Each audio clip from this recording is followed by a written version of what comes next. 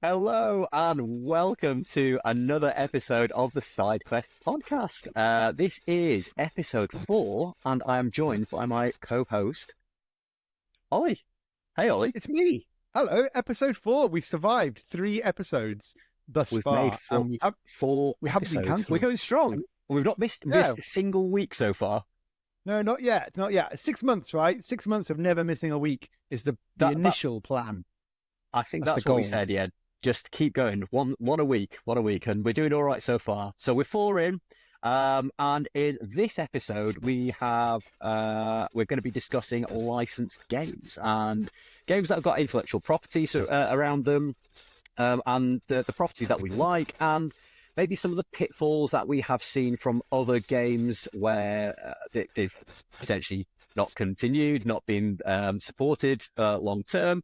But we'll get into that in a little bit more detail in a bit. So, Ollie, what have you been up to in the last week? Anything exciting? This is my favourite segment. This is like, what have you been doing for the last week, part of your life? It's been, in fact, I think it's been about 10 days, is it, since we last recorded the I last think one? it might be, yeah. My head is still recovering. For those of you who can see me, I still have a neat, probably going to be scar, lumpier than I'd like to think from when I walked into the door a couple of weeks ago. So that's exciting. It's nice to have that there, a nice reminder of the time I knocked myself out. Other than that, it's been a hectic week. I managed to get 2 videos out in 3 days. I did a full video in less than 72 hours. So that for me is quite an achievement. It wasn't an easy video either. So it's been a bit of an up and downy kind of week. A couple of 2:38, you know. A really busy boy. Finishes. Yeah. Finishing at 2:30. Then I wrote my script while I was at work in the shop, and then put the baby to bed, and then did my voiceover. It's been something, but it has been done. And I think I have a couple more videos to go. One more in the bank, ready to launch soon as well. So a bit exciting. Amazing. We were going to record this last night, weren't we? But then we realised that, I had a tough night the night before, and I think you'd been up until 2:30, 3 o'clock the night before, and because of shall we say family balance, we tend to have to record these quite late on anyway, and we were both absolutely knackered. We just don't want to be sat here talking gibberish and mumbling and looking all tired and things. We prefer to be sort of fresh-faced and focused on what we're talking about. I'm not going to lie, I am 3 fireballs down right now as well, so, you know, fireball! I made that my thing on this. Is like, that podcast. what you were drinking then? I thought it was... Yeah. No, tea or something, no chance. I might make that my thing. Like apple juice. The drinker. Ollie the drinker. And you can be Benji the sober. Yeah, I think you and I drink probably similar amounts, but you kind of spread it out, but then when I go out, it just kind of becomes carnage, really, doesn't it? Let's be honest, last time we went out, I had to put you to bed. With a big... Yeah, with a big juice. I got you a big juice and tucked you in, didn't I? That was last time. Actually, that's something exciting that's happened this week. We've booked to go to a doubles tournament. Oh, yes. I've been talking about this all week, by the way, and I've been telling Kira what we're doing. I know she's excited as I am, but I think I want to do Faramir, and you play Denethor and Pippin, and then I want to just be on horseback and charge off. And then every time, I go in for the charge, I might just say stuff like, if I should just think better of my father. Yeah, I think better of your father. I'll go. And then I might do that. Oh, misty eye, the mountain there. There are many roads you tread. Mist and shadow. That whole song. I could do that quite well, I think. I thought you were going to do the whole thing then. I was kind of going to, try. I'm thinking, so I might sing that and stuff every time we're playing a game when I'm going to die. And I might just be like, do you wish, our places have been swapped or whatever, and I had died and Boromir had lived, and you go, yes. And then when you send me off, you eat tomatoes really obnoxiously, really I'm loudly. I'm going to be aggressively eating tomatoes and flicking tomato juice at all our opponents, get tomato juice over everybody's models. I think can we just do that basically? Even if it's not correct for the game, I have to do a charge. So it's either the song, either quotes, or you eating tomatoes. And every game will bring a fresh punnet. Is it a punnet of tomatoes? That's what we'll do. I don't even like tomatoes that much, but for comedic purposes, I will chow down on a load of tomatoes. I just don't want to be Denethor. Do you know what I mean? So I have to be fine with it. So Should I get like a grey wig and like a grey gown as well? yeah, get a disgusting grey wig, like slightly greasy in that. Yeah. Oh my god, Like, let's just do that. That's our plan, right? So I think that's what we're doing. that, Whatever that's going happens to to be the it. Like, God of regardless, Info.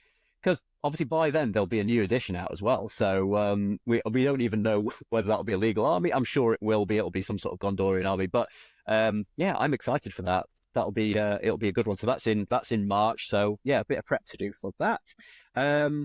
In terms of what I've been up to, it's not a lot again, really. I've done a bit of you can probably see my airbrush, or maybe not. I've got my airbrush out. Been doing a bit of airbrushing. Just peeking out there is the back of an airbrush. Just peeking just a little bit there.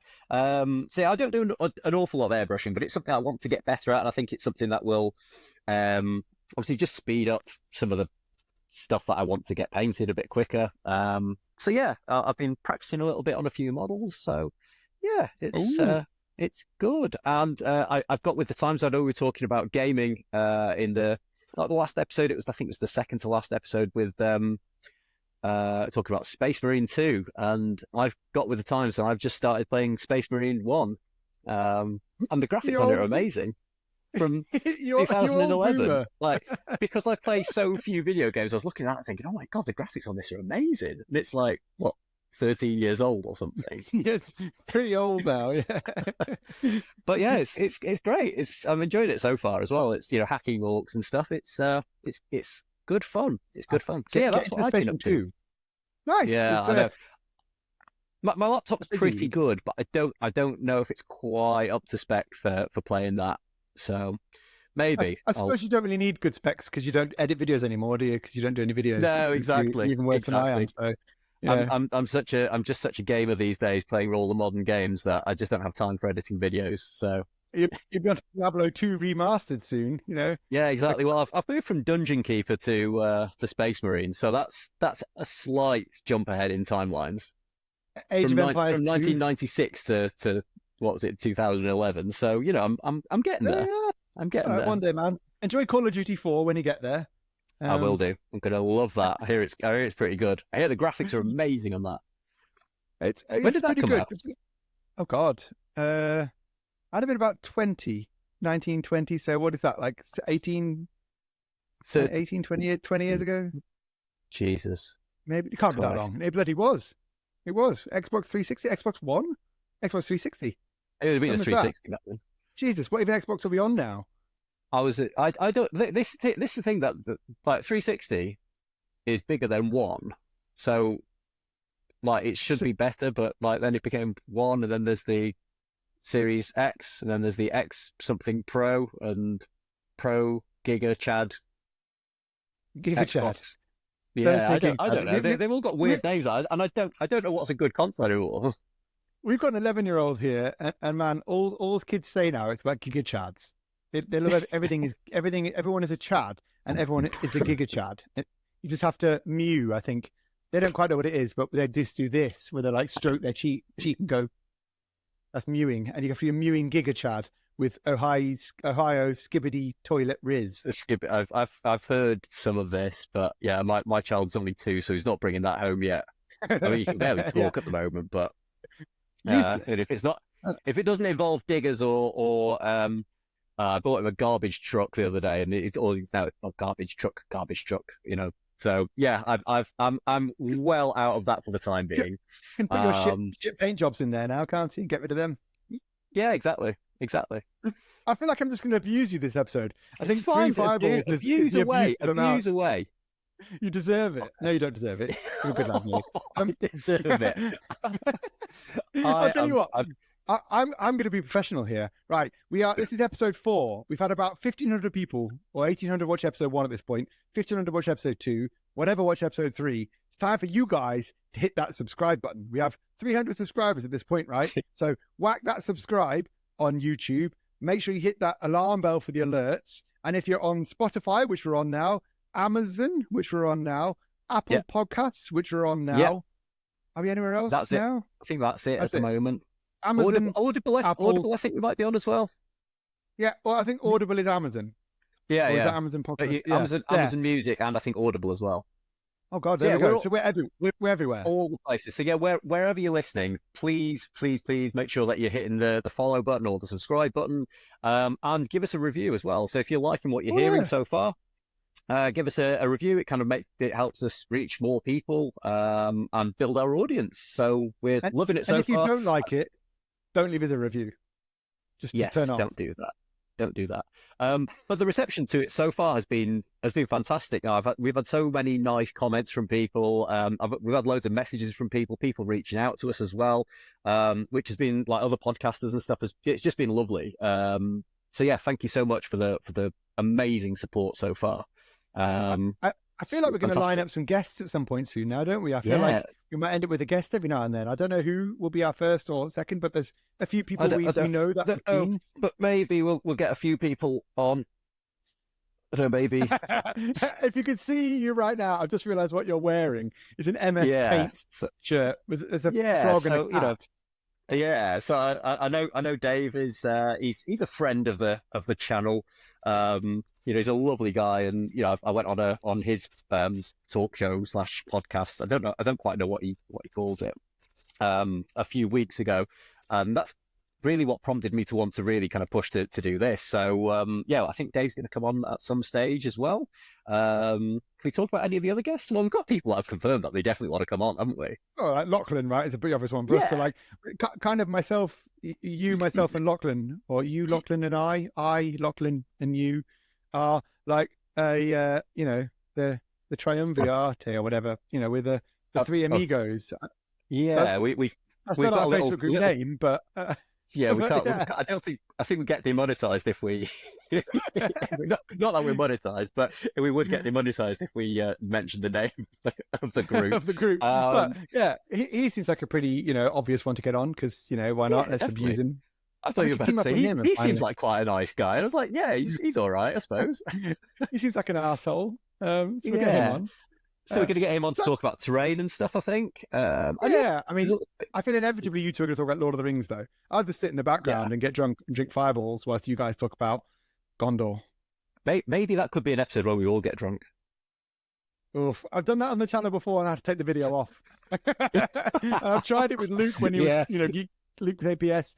We didn't get any further than him forgetting to turn the mic on and falling over down the stairs and stuff at the shop. So yeah, yeah. we can That's- try. We could try, maybe. Yeah. I But think I'll tell you what, it might need somebody sober to wrangle everybody. oh, that'll be me, won't it? Won't be you. I don't trust you after like 10 drinks. You'll be, No, I know, but I'm not allowed to, I don't drink anymore. Ollie. I'm not here to put you to bed. Like, who's Exactly. My wife will have to do it. Oh no, no chance. I'll drop her a message. Yeah, yeah. Right, with that, let's get on it. We're 14 minutes and 50 seconds or something into gibbering. We've talked enough nonsense. So going back to the topic of the podcast, and it What was is it again? games with franchises or intellectual property or anything like that attached to them. So Ollie, tell me about some franchises that you like that have got games. I'll be honest, pretty much everything now, TV show or game or board game, pretty much everything has a war game or board game attached to it, right? Like, I can't think of many things that don't now. So Game of Thrones, Skyrim, Fallout, Halo, Worms, Lemmings, I don't know, name more. Lord of the Rings, obviously. Like pretty much everything out there now has a board game attached to the license, and these tend to come from companies either kickstarted or larger companies taking them on and holding on to them. Doctor Who is with Warlord Games, as Modifius have Fallout and Skyrim, Mantic have Halo and Walking Dead, Riverhorse have things like Labyrinth and Dark Crystal or had. So I mean, there's just tons out there, always coming out. Companies like Steamforged Games kickstart a lot of those kinds of things as well, right? They did. I can't even think off the top of my head. Absolutely, I should have probably thought about this more, researched it more. But there are so many out there, and they all kind of, there's good and bad things about them, right? The good things overall would be you're bringing people into like the wargaming or board gaming sphere that may not have been interested in it previously. So people who think, oh, do you know what? I love Walking Dead. Wow, there's a Walking Dead board game or Walking Dead tabletop game. Let's try that. and it's awesome because it's bringing new people in. And also for those companies, it's giving them a foot up, right? It's giving them a kickstart into building that license and branding, and it's making sure these games get funded. And I feel like there are so many out there now. We're kind of spoiled for choice, right? Which totally isn't necessarily a bad thing. I can play my favorite stuff whenever I want. Yeah. So talking about kind of franchise, that I don't think I would be wargaming without obviously my favorite franchise. I bang on about it a lot. Obviously it's Middle Earth and Lord of the Rings. That I don't think I would be playing Warhammer if it wasn't for the Lord of the Rings and the Middle Earth strategy battle game.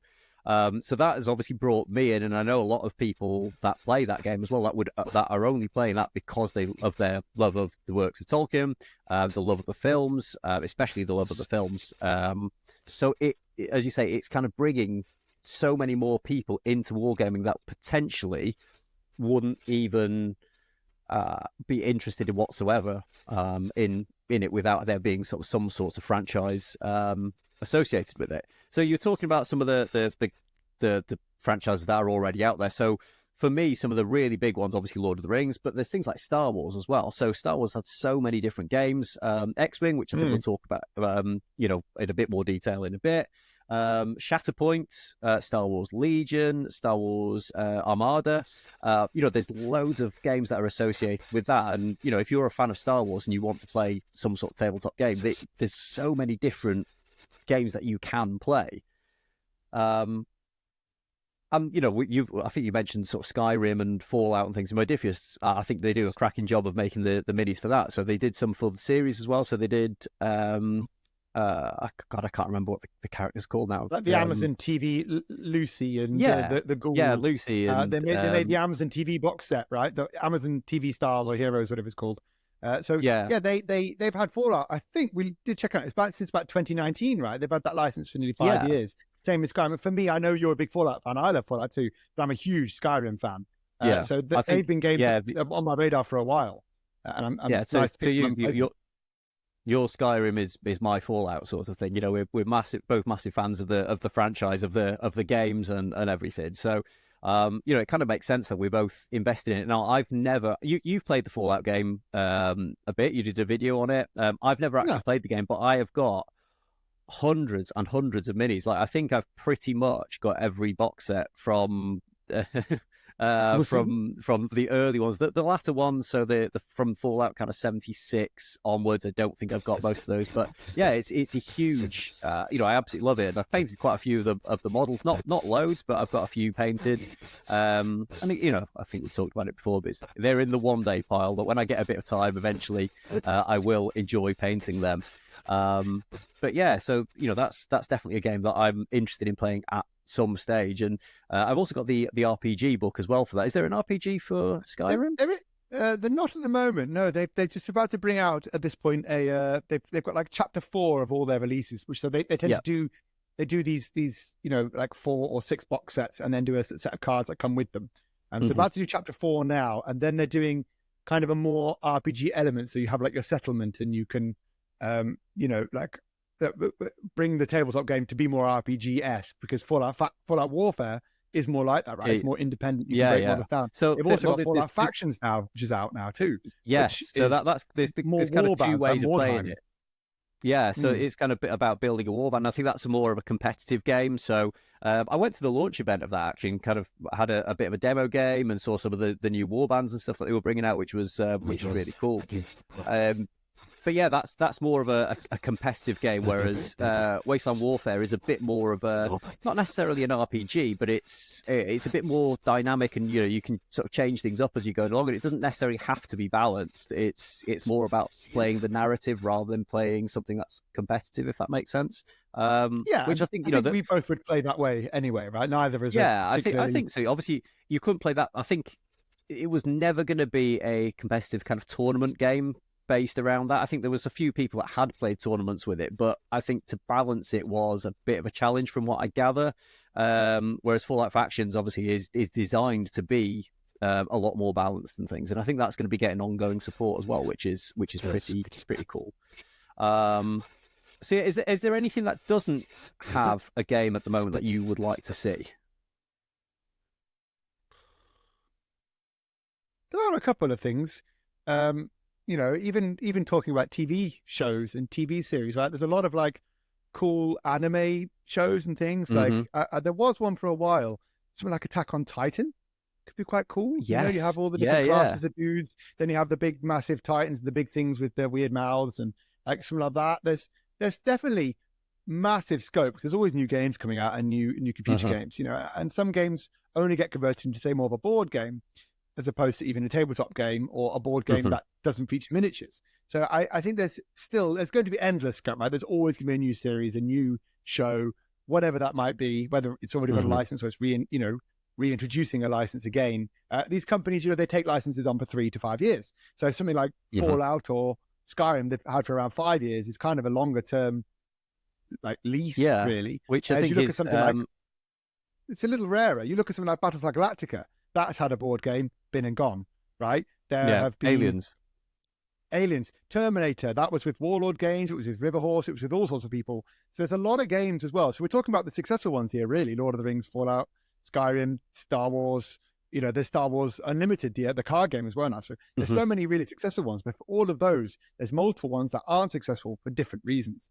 I think Yeah, one of the yeah. biggest pitfalls, I get there now at this point, one of the biggest pitfalls for licensed games would be the length of the licenses, right? Yeah. So my problem with buying into a game might be the fact that say once that they might have the license launched to Kickstarter because it tends to be Kickstarter launched, and Kickstarter is a great way to get the prices down because you're kind of taking a pre-order really more than Mm-hmm. if you're taking a company you trust. It's more a pre-order. Someone like Modifius or whatever, it's for them to balance the numbers so they can say to whoever's producing them, right, we want 20,000 copies, so you're going to get that cheaper. So that price gets knocked everywhere, right?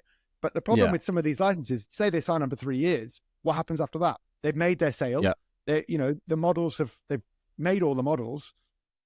The game doesn't get supported any longer, and it might pass off somewhere else. So all your stuff is now obsolete. Of course, you can always play older You can rules, still older play editions, it, and that's fine. but I think a game kind of relies on some newness from time to time to keep it fresh, doesn't it? Otherwise, it becomes a little bit stale, and especially, we talked about it in a previous episode. Like Space Marine releases, they get something or Warhammer releases. You get something new every week, almost like clockwork, don't you? Yeah. And that kind of refreshes the meta.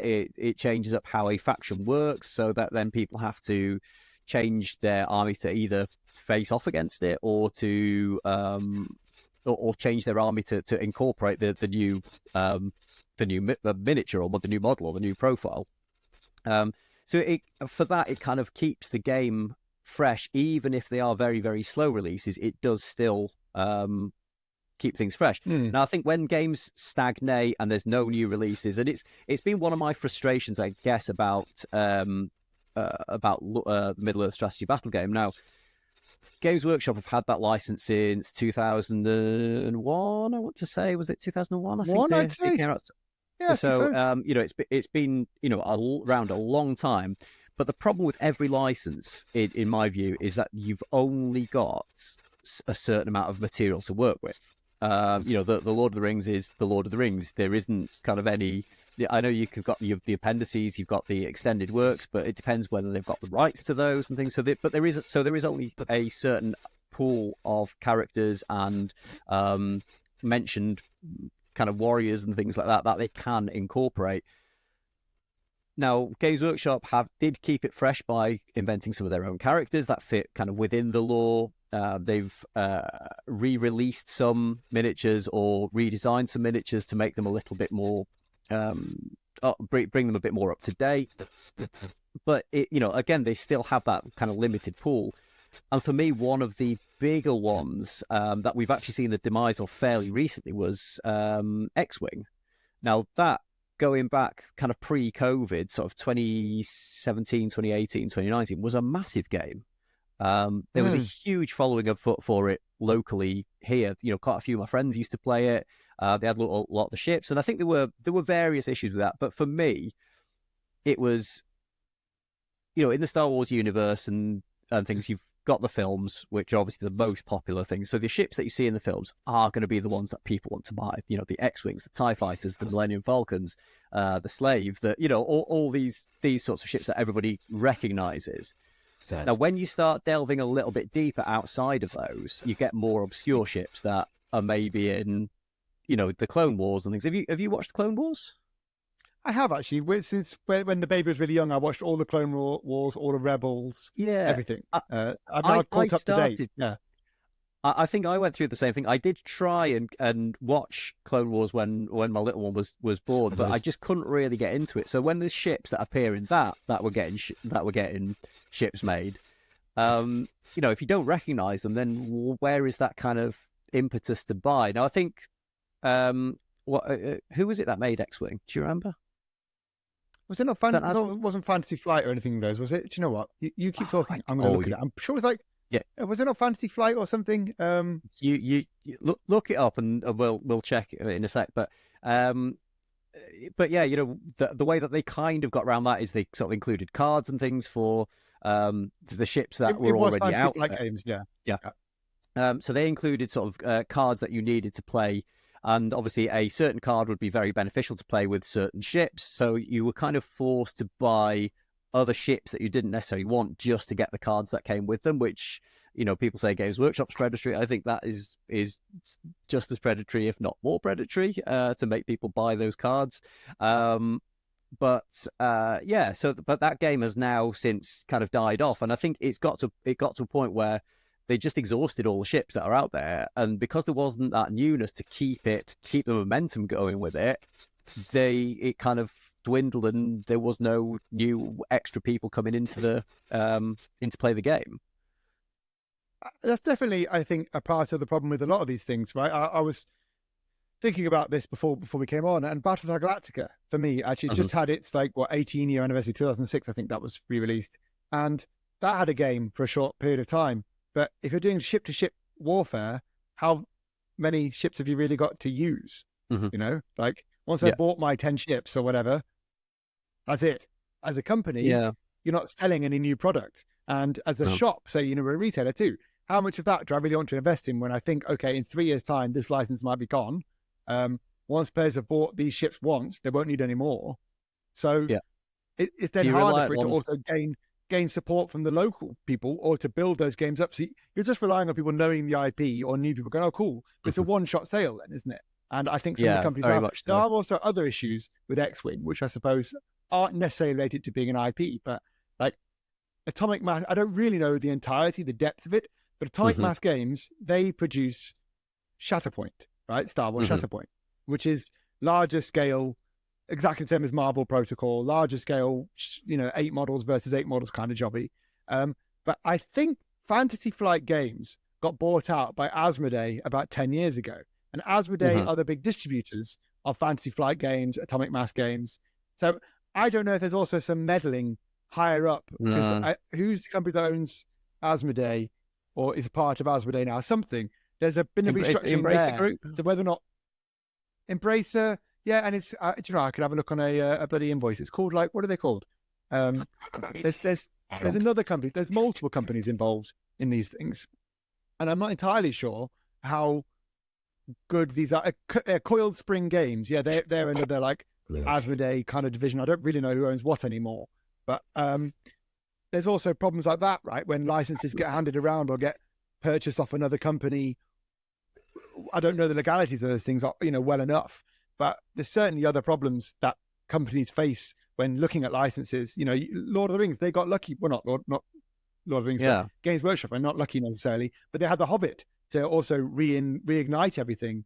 Another so that was kind of, you know, was that 2012? I think that might have been. So, and then obviously now we're seeing that resurgence, you know, again of, you know, got the War of the Rohirrim, War of the Rohirrim coming out this December. You know, the Hunt for Gollum is kind of making its way around the news at the moment, which is, I think Sir Ian McKellen is associated with that now. So again, it's building up that kind of Lord of the Rings hype again, which is great. And I think obviously Games Workshop are capitalizing on that because they are bringing out a War of the Rohirrim box. Hopefully, I think it's going to be this side of Christmas. So that is very, very exciting. But again, they've got new source material to go off, and it is in a very different format to the previous films, because obviously this is the War of the Rohirrim is animated. So it's going to be interesting to see how the style of the animated miniatures, or the miniatures of the animated characters, kind of translate. Now, the ones I've seen so far look really, really good. I think it's just like the oversized weapons and some of the sort of style, the stylized poses and things are maybe not kind of in fitting with what we've seen so far.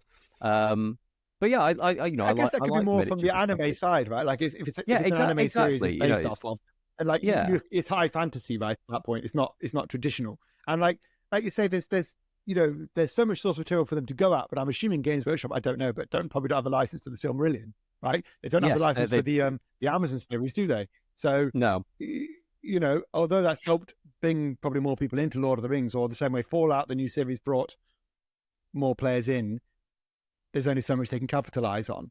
And as you just think about other series like that, there's, the more I think about it, there's so many licenses. So Game of Thrones, right? A Song of Ice and Fire, that's Come On Games.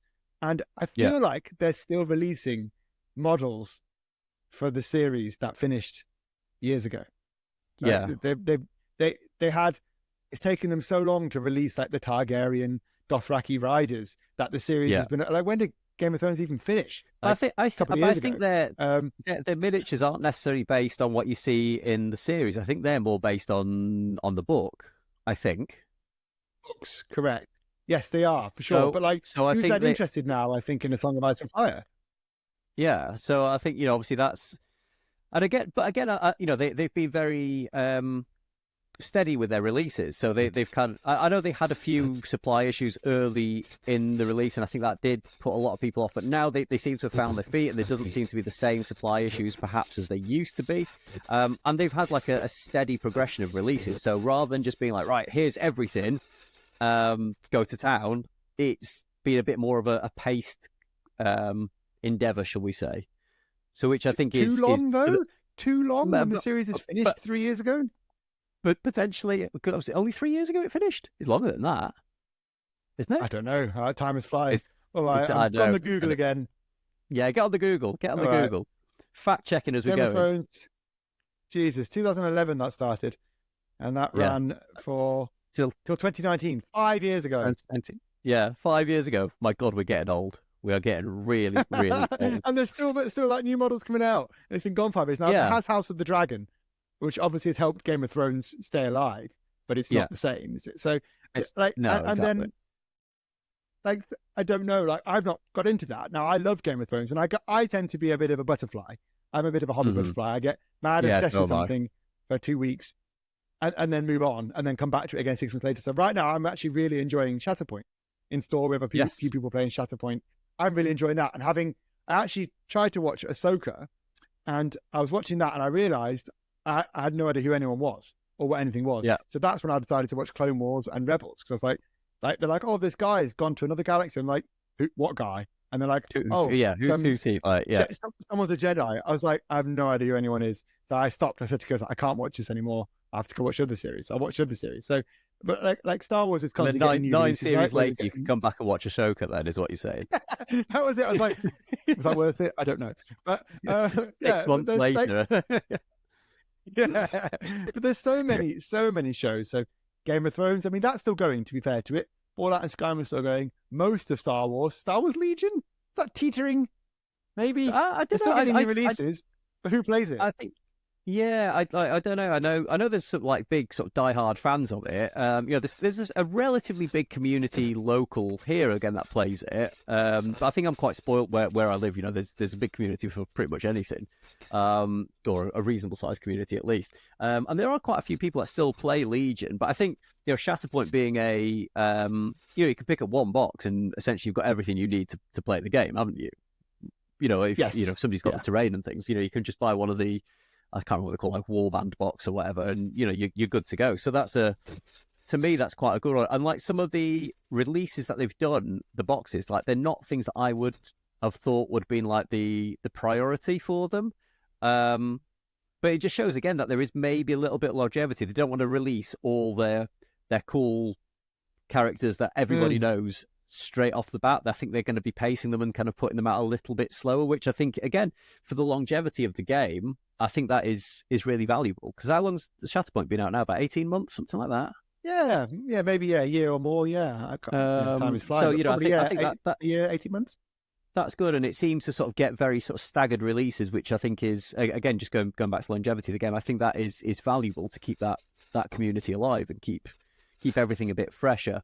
So one of the other challenges around kind of IP that we've not really touched on is that when you're working on any intellectual property, you are kind of at the whim of the intellectual property holder. So if something is painted incorrectly or something isn't, in terms of the sculpting, something isn't quite right, they can turn around and be like, no, we don't like that.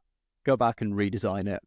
Because I was talking, again, going back to Fallout, and I was talking to the studio painter for Modifius, and I'm going to kick myself because I can't remember for the life of me remember his name now, but I follow him on Instagram. And he's a fantastic painter, and well, obviously he's a studio painter. But I was chatting to him about, the artwork is so good.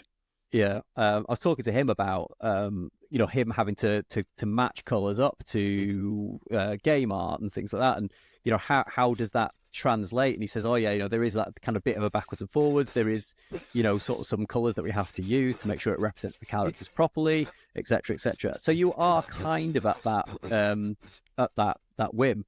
And in a past life, in a previous job, I have done a little bit of work on licensed products, not extensively, but I was kind of involved with making some aquarium ornaments from that were Disney branded, okay, Disney themed. So like Finding Nemo, and who else was there that we did? We did a Toy Story one, and I can't remember who else we did now. But the process to do that was it's an absolute nightmare, because they tell you what Pantones you have to use for certain colors for certain characters. So like Nemo, obviously you've got the orange and white. White's fairly easy, but the orange has to be a certain Pantone, and then you'll get a sample made with that Pantone, and then you send it off to them for approval. They can turn around and be like, well, no, actually in that paint it doesn't look quite right, we need you to try it again. So then you go back, you get another one made with a different Pantone of paint, and then send it back to them and say, right, what do you think of this one? And they go, it's still not quite there. It's still a little bit too orange or not orange enough. And they can really stipulate. And because, in particular, people like Disney, they are so protective of their intellectual property. They won't let just anybody make anything. And then the other thing as well that we haven't talked about is anything that's got an intellectual property attached to it. Obviously, they have to pay to use that property, which will obviously add cost to the miniatures. So for Disney, if I may be misremembering this, but if I recall, it was about 20. The cost of the product plus then 20% of whatever the cost was went straight to Disney, and they didn't really have to do anything other than approve the product. So obviously that cost has got to be passed on to the customer. So you are paying over the odds. Well, not really over the odds, because obviously you're getting cool product and cool minis and stuff, but you are paying extra for the use of that intellectual property. So I think actually that's true. Like you look at the cost. So people talk about the cost of Warhammer, of Games Workshop stuff, and say it's expensive. And I'm not going to disagree that it isn't expensive, or it could be cheap or whatever. That's a different conversation, talking about whatever they do. But if you compare that to say something like Marvel Protocol or Star Wars Shatterpoint, the prices are not dissimilar. I think in the olden days, people would say Warlord Games was cheaper and all these other things, but so many companies, everything's got up now anyway, everything's expensive. But yes, I think like Marvel Protocol is rather expensive. Oh, your mic's gone off. Your mic's gone off. I muted myself. Yeah. I muted myself. I punched my microphone. Yes, I think, the quality maybe of some other models may not be as good as, say, something like Games Workshop, but you're still paying more. And that's probably the reason why, right? There's an added surcharge, a slice of cake going towards Disney or whoever. And like I have a little experience in the other side of it. So in the contractual side of trying to tie down IPs. Now, I can't say what they are or who I work with. I know that's a bit wishy-washy, but there are, it's taken me 8 months. Did it take about 8 months to get towards the final point of looking at signing into an IP that wasn't even like, it's not a huge IP, you know, and that process alone contractually took nearly a year of just backwards and forwards, making sure things are fine. And there are certainly costs involved, which is why these companies will kickstart them, right? But you're looking at lump sums of money. It's not just, you know, a percentage. You're also paying a rate at the start or a percentage at the start of overall costs. Then that cost has to change as you go to retail rather than Kickstarter.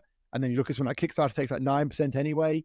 So say you made whatever 100 grand, 9% goes to Kickstarter, a percentage, whatever that might be, 5 to 15, whatever percentage it is you're paying, more than that really, goes to the license holder. And then you're probably paying a flat fee up front, either taken out of that percentage or on top of that percentage.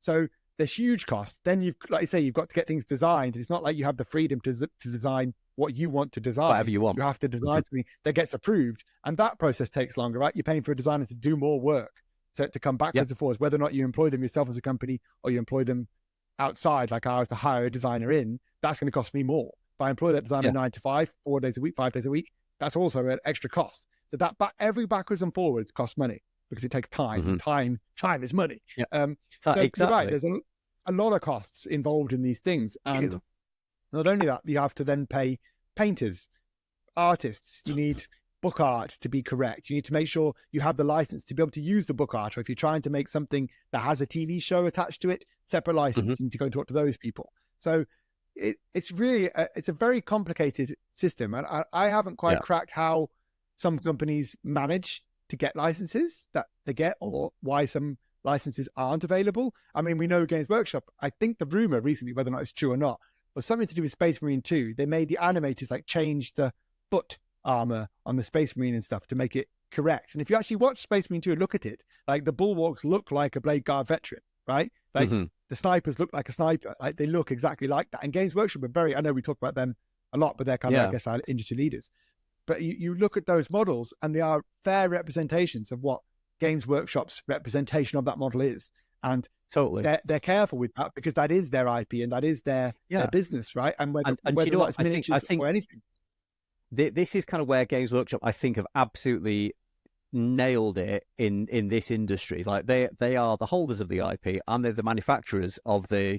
So essentially, this is probably part of why, you know, Games Workshop miniatures are expensive. You are essentially paying to play that intellectual property. You know, they own their intellectual property. And they you know, it's an incredibly valuable intellectual property. Like, you know, the number of books and things. You know, the amount of associated like the plushes and jumpers and stuff that's now being made for you know, there is clearly a lot of value to that intellectual property.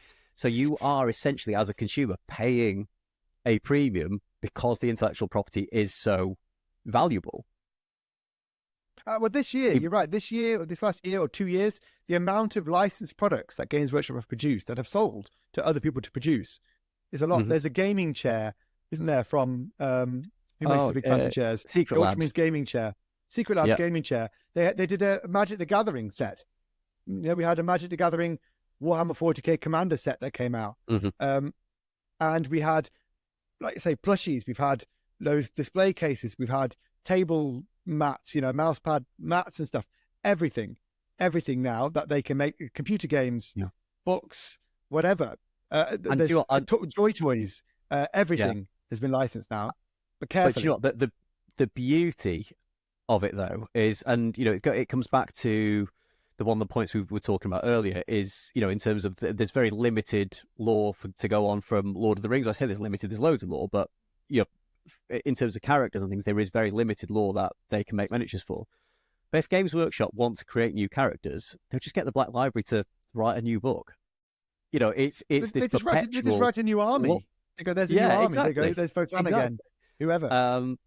You know, and essentially that's where, and I think it's why it's probably one of the stronger games going, is because they can continually create their lore. They can continually adapt and change the world and add new factions and add new characters and things just as they're going along, which you don't necessarily get that with other intellectual property.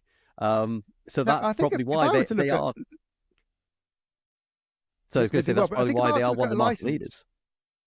yeah, absolutely, they own their own IP, they own their own license, right? Which is why I think a lot of companies, and I would certainly look at it this way: if I was to take on a license and produce a game, I think I'd use that as a foot into the industry to then produce my Hmm. own game and own my own Hmm. IP. Because if your business is reliant on just licensed IPs, you have to keep getting new ones, right? Because everyone Hmm. has an end or needs if the game is sold really, really well for 3 years and you want to relicense that license, the owners are going to say, okay, wait, we've seen the figures, up goes your cost. And then you Let's have to do it. weigh Yeah. against it. Is it worth it? So I would go, okay, here's my game. There we go. There's some capital. Invest that back into my own IP rather Yeah. than someone else's. But then that's not really how industry works, right? Because people you're getting, by producing something like Fallout, you're getting free promotion. I'm doing little quotey things. Yeah. Yeah. Free Oh yeah, because promotion on the Amazon series, from totally. the games, Yeah. right? So all of those things And that's bring essentially people what you're back to paying you. for. So, yes. So it's a really like kind of a complex thing, not just between the companies and the holders, but also between us and the people who are producing the models, because they're reliant on us to buy them. So they not only Hmm. they need to produce a good model, and that model needs to be representative of the other IP's brand, it also needs to be affordable enough and supported enough, or have people have faith that it will be supported going forward, that you would invest in it. As a shop, I've got to be careful where I put my money. My shelf space is vital. My, cash flow is vital, and where I invest my money is also important to me. Am I Hmm. likely to buy into something like Shatterpoint, Marvel? Yes, because I feel those games are big enough and have enough of a following. Other things, it's scary to take the jump. Do I want to spend Yeah. whatever, 500 quid, 3 grand, investing in a game that may not be there in a year's time? And I don't know that. And they wouldn't tell you that if they knew the license Yeah. was going to end, because why would they? So there's Yeah. so many Totally. effects on the industry that these things have. Pitfalls. Yeah. Yeah. The I huge think. positives are bringing new people in. That's the Yeah. massive positive. You mentioned Steamforged Games earlier, and I think they've kind of got it right. They're kind of creating board games for intellectual property these days, rather than building kind of games. So it's pretty much like a one and done sort of thing. So it's don't get me wrong, there's loads of like add-ons and stuff where it's sort of like what's the game called? The Soul, not Soul Reaver. What the hell's it called? Dark Souls. They made the Dark Dark Souls Souls. game. And that was wildly popular for them. And I think since then they've done. Is it Monster Hunter's been one of their most recent ones? Monster So Hunter. I think they've kind of done a really good job of, rather than making it into a tabletop game which relies on all this newness and stuff, they're making kind of board games which have got that replayability, but they've got the intellectual property attached to them, so they've got that wide. So I think that's, if I were to do a Kickstarter or something like that, it would be, rather than being a tabletop game that needs newness to kind of keep it going and keep it moving forward. I think if you'd make a board game or something where it can just be one and done, and customer buys it and all the shops buy it, and it's just, that's it, you don't need to buy any more expansions and things, that might entice more people to be trustworthy. I've actually been Possibly. bitten in, I've been bitten in the arse by a Kickstarter, and it was for a Jurassic Park board game. And it was Exod Studios, I think, and it was a company that that I think it was their first game, and I think they made some mega money out of it. I think they made like £2 million pounds out of it, and they were putting loads of stuff on social media about it, and we're off to this show to demonstrate it and things, and then it just and they were like, oh. And it's about to jump on the boat. We're about to put all the stock on the boats now. It's on its way to you. And then next minute, just like communication just all stopped. And it just all been like a big lie. Like they hadn't manufactured any stock. They hadn't been, it just like, yeah. And I hadn't invested that much. I think I'd spent maybe about 100 quid or something. So, but there were some people that had gone all in and bought everything. And they must have spent, I don't know, hundreds on it. And it was just all gone. And that's one of the risks, I suppose, with Kickstarter and things. It's whether it I feel actually like gets Kickstarter delivered. is tied in with licensed games, because that seems to be the way they go, right? I feel like most licensed games. So come on, Steamforged, they did Resident Evil as well, didn't they? They did Resident Evil board games. I have that in the shop. They did Horizon Zero Dawn.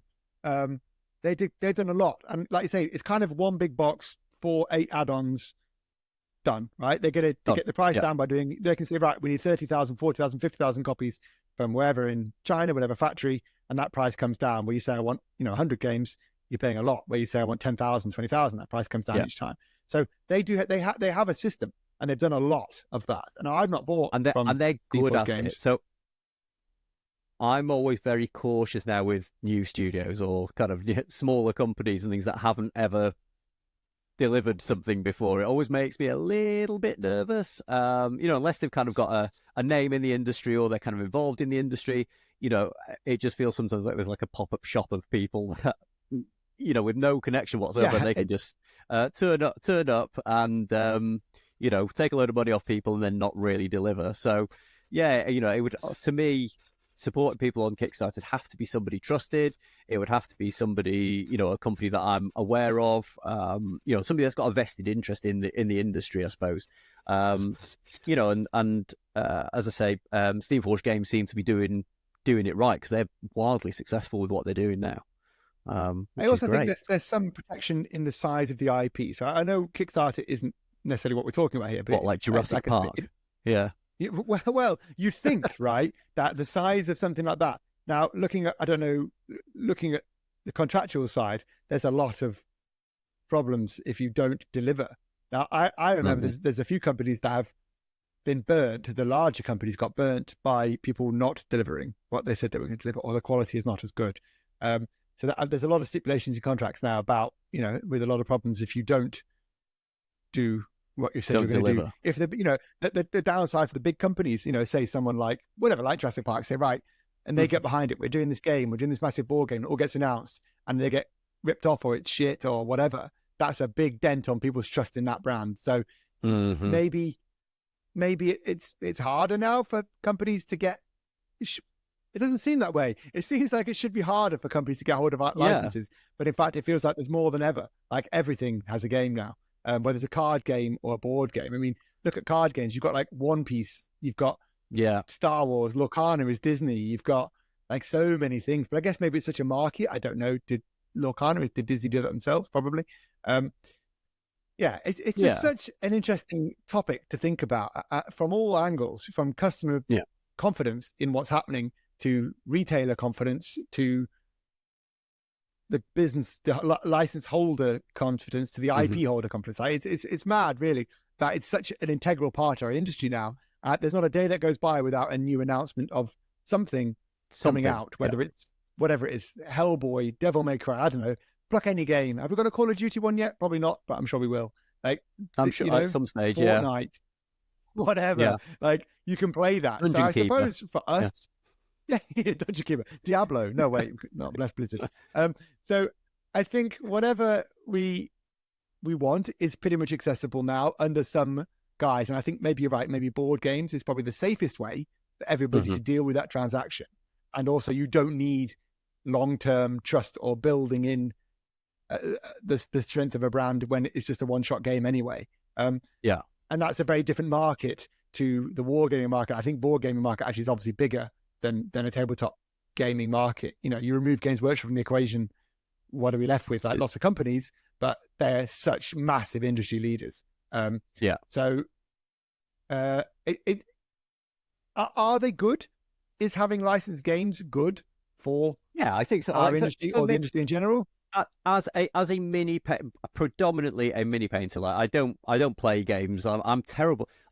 As a war gamer, I'm terrible at games. Like I find it really difficult to just pick up a game. But I like having cool minis of characters that I know. Same. And I get a lot of enjoyment out of painting a character that I know because I know what it's meant to look like, if that makes sense. Yeah. So Lord of the Rings, for example, I know what the Fellowship look like, so I can paint my models to look like the Fellowship. Star Wars characters, I've got the Shaft Point box set. Painting them up. They're really cool models, and for me, that is it just as important, if not more important, than the rules and everything else that goes alongside it. I would say neither of us have probably. I mean, how many games have I played this year of anything? A couple of games of Shatterpoint, bit of Fallout that I did in a video. Nothing. So I love owning. Like I have all those, too many of the Skyrim models because I just love them. So from a collector point of view, there's a lot of value in these IPs as well, right? Like it's great for the businesses and it's great for people. Probably commission painters probably win too, right? Like, can you paint? I don't paint, but can you paint all my lovely models? Yes, and then they'll sit in my shelf. So I think overall, licensed games good. I think they're I think they're great. You know, as you said right at the beginning, they bring people in. But yeah, it's those ones that don't succeed, that aren't successful, because you know, we were talking about Mantic earlier. They had The Walking Dead, which kind of got resurrected fairly recently, but that kind of died off a couple of years ago. Is that a couple of years ago? Yeah, I mean, the series ended whenever it did, right? Yeah, and then there's a few and it's very kind of difficult. Series have turned up now, so it's back. Yeah, so so it's kind of back, which is nice to see. But you know, when you've not got that certainty of a future of a game, it is very difficult to get invested. On that, actually, we have Halo coming very soon, don't we? Yeah, Halo. We do. Tabletop game. There's no plug, by the way, but that is Mantic Games. They're doing Halo now.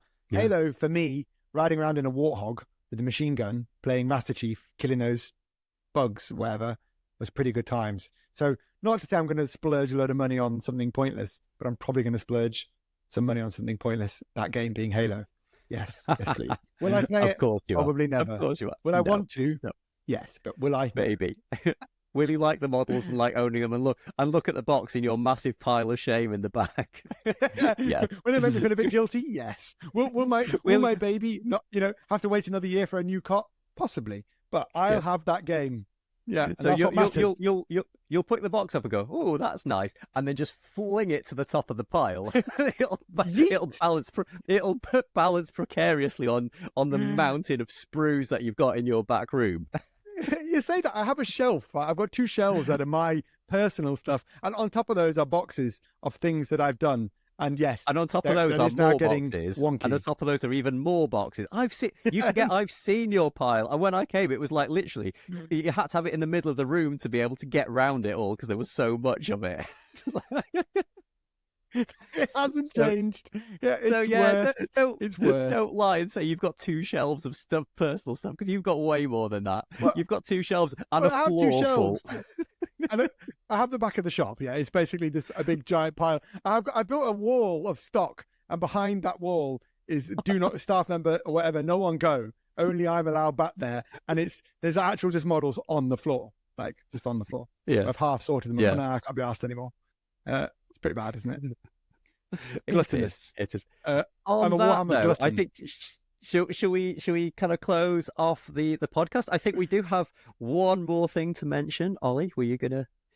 Oh yes, we have now episode 4 done it. We have set up a Discord group, for people who are like YouTube members or for Patreons, and we have launched a Patreon as well with several different tiers. Now we appreciate the support from anybody, whether you're just listening, whether you follow, whether you subscribe. And if you do enjoy this content and our blathering, and yes, we will improve. And yes, I will get more drunk in a later episode. But what we want to do here in this very now is put a segment where we take questions from patrons or whatever, or from channel members the week before, and then we include them in the podcast. So right now we'd be going, hey, whatever, John 69 said, what do you feel about X, Y, and Z? And we go, well, and we waste another 5 minutes of time talking about that. If you want to be the reason why we waste another 5 minutes of our time and your time, then do please join the Patreon. It means a lot to us. We are both, I'm in my kitchen, you're in your shed, and we are, enjoying this. We enjoy talking to each other and we enjoy hanging out, and we'll probably just be doing it regardless. But any support you can send us is hugely appreciated. So please do think about joining the Patreon. We also have a link tree set up now, which takes you to all of the different platforms you can hear us on. We are on Amazon, we are on Apple, we are on Spotify, and we are on YouTube.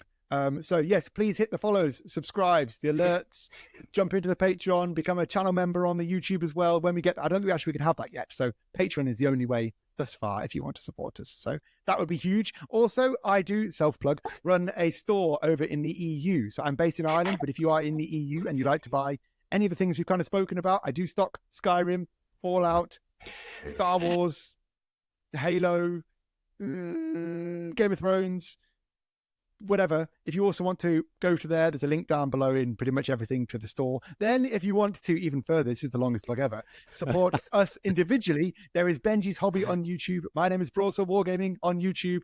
Go and drop a follow and a like there as well. It's a great way for us to chat to you guys. And the reason for this podcast is it is a side quest, a deviation from the main quest, from the norm for us. And it's a lovely way for me to chat to my wonderful co-host, Benji. Yeah. How about that for a plug, by the way? Was that not good? That was amazing. It's like you practiced that in the mirror. It was energetic as well. I felt like it was. The this time of night, it's the inflections were correct. It's 11:25 at night, and you've nailed it. Well done, well done. Anyway, I think we will. So yeah, good night.